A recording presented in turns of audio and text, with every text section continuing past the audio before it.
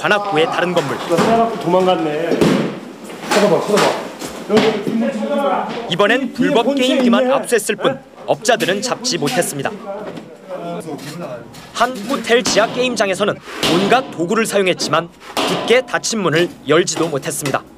영업하는 것을 경찰이 확인했다고 하지만 막상 단속에 들어갔을 땐 허탕치기가 일쑤입니다. 야, 빨리 와. 서울 강서구의 한 불법 게임장을 덮쳤을 땐 사장과 종업원, 환전상 등 10여 명을 검거해 단속에는 성공했습니다. 하지만 건물 전원이 갑자기 나가는 바람에 증거 확보에 애를 먹기도 했습니다.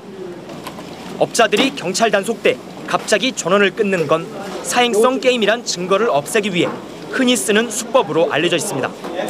똑같은 A란 게임이 두 개가 있는데 손님이 하는 게임이 있고 껐다 켰을 때 부팅돼서 올라오는 게임물이 따로 있다는 거죠. 이게 손님들이 하고 있던 게임 내용을 보여주지 않기 위해서 끈다는 이야기죠. 지난 15일 불법 게임장 7곳을 덮친 경찰은 업자 5명을 검거하고 기계 240여 대를 압수했지만 단속 정보가 사전에 유출돼 7곳 가운데 3곳에선 아무런 성과도 거두지 못했습니다. MBC 뉴스 이용주입니다. 요즘 침체된 부동산 시장에서도 서울의 장기 전세주택은 최고 경쟁률이 100대를 넘을 정도로 인기가 높습니다. 물론 값싸고 편하게 살 수 있기 때문입니다. 김경호 기자입니다. 20년 가까이 무주택으로 살아온 조응석 씨는 서울 장지동의 장기 전세주택에 입주하면서 집 걱정을 덜었습니다. 주변 전세 시세의 80% 이하의 보증금을 내고 길게는 20년까지 살 수 있어 안정적인 생활을 할 수 있게 된 것입니다. 거치가 안정이 되다 보니까 모든 걸 계획을 잡을 수가 있지 않습니까? 내가 집을 여기 살고 있으니까 애들부터 시작해서 교육 문제, 주거 문제. 지난주 공급된 장기 전세주택은 서울수 마이파크가 최고 110대 1의 경쟁률을 기록한 것을 비롯해 평균 46대 1의 높은 경쟁률을 나타냈습니다.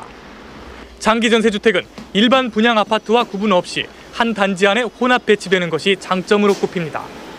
또 임대주택보다 청약 조건이 까다롭지 않고 청약저축 통장이 있는 무주택 세대주는 누구나 청약할 수 있습니다. 무주택 기간과 저축 횟수, 저축액이 많을수록 가점이 높아 당첨 확률이 높고 당첨이 되더라도 같은 통장으로 일반 분양에 청약이 가능합니다. 장기 전세 주택은 임대 아파트에선 볼 수 없었던 100제곱미터 이상의 이런 대형 평수도 공급돼 청약 예금 가입자도 청약할 수가 있습니다. 장기 전세 주택은 2년마다 계약을 연장하는데 보증금 상승률이 5% 이하로 제한돼 있습니다. 우리가 공급했을 때도 싸지만은 그 2년 뒤에 저희는 5% 최대한 맥시멈 5%밖에 인상을 안 하기 때문에 실질적으로 시간이 흐를수록 가격에 대한 그 차이는 훨씬 더. 장기 전세 주택은 다음 달 반포 차이를 포함해 올해 3천여 가구가 공급되는데 내년까지 모두 16,000세대가 공급될 예정입니다. MBC 뉴스 김경호입니다.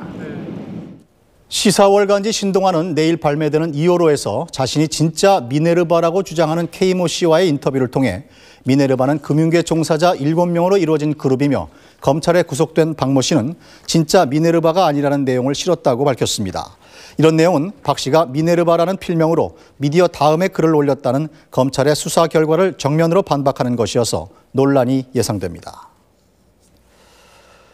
KBS가 사장 선임에 반대한 기자와 PD 3명을 파면 해임한 이후에 그 파장이 커지고 있습니다. 야당이 정치 쟁점으로 삼고 나섰고 KBS 내부의 반발 움직임도 심상치 않습니다. 유재광 기자입니다. 민주당은 KBS 경영진이 이병순 현 사장 선임에 반대한 기자와 PD 3명을 파면 해임한 건 지난 1980년 신군부의 언론인 강제해직에 견줄 만한 폭거라고 성토했습니다. 상상을 초월한 가혹한 징계의 이면엔 파업 등을 유도한 뒤 대대적 탄압에 나서려는 저희가 숨어 있다면서 이번 사태의 본질은 여권 핵심부의 방송 장악 음모라고 주장했습니다. 언론을 탄압하기 위해서 무슨 짓이든 하겠다. 그래서 언론의 자유를 하루아침에 말살시켜버리겠다고 하는 것이 바로 이 정권입니다. 이번 파면 해임 조치를 통해 현 정권이 재벌과 거대 신문의 지상파 방송 진출기를 터주는 방송관계법을 2월 국회에서도 밀어붙일 생각임이 분명해졌다면서 야당은 절대 타협하지 않을 거라고 거듭 강조했습니다. KBS 내부의 반발 움직임도 확산되고 있습니다. 휴일 긴급 소집된 규탄 대회에서 PD들은 방송 독립을 외친 이유로 파면을 할 거면 모두를 파면해야 할 거라며 징계 철회를 촉구했습니다. 도대체 무슨 짓을 했길래 도대체 파면이라는 것을 때릴 수 있는지 참 어이가 없고 개탄스럽기 그지없습니다. KBS PD와 기자들은 내일 잇따라 총회를 열어 제작 거부 등 구체적인 행동 지침을 결정할 방침입니다. 한나라당은 KBS 내부 문제라며 공식 논평을 내놓진 않았지만 언론인 해직이란 사안의 민감성을 감안해 향후 사태 추이를 주시하고 있습니다. MBC 뉴스 유재광입니다. 최근 검찰에서는 공안검사 출신들이 이호직에 발탁되고 공안 조직과 기능도 강화되고 있습니다. 법 질서를 바로잡기 위해서라고 하지만 옛 공안 정국으로 돌아가는 게 아니냐는 우려도 나오고 있습니다. 김현국 기자입니다. 작년 12월 29일 청와대 법무부는 대통령에게 불법 집단 행동에는 무관용 원칙을 지키겠다고 보고했습니다. 나흘 뒤 검찰 시무식에서 나온 검찰총장의 발언은 유례 없이 강경했습니다. 친북 좌익 이념을 퍼뜨리고 사회 혼란을 획책하는 세력을 발본색원해야 합니다. 검찰의 공안 기능이 최근 눈에 띄게 강화되고 있습니다. 올해 검찰의 공안 예산은 30% 넘게 늘었고 법질서 확립 예산은 7배나 증액됐습니다. 검찰 고위직 인사에서는 공안 출신 검사들의 약진이 두드러졌습니다.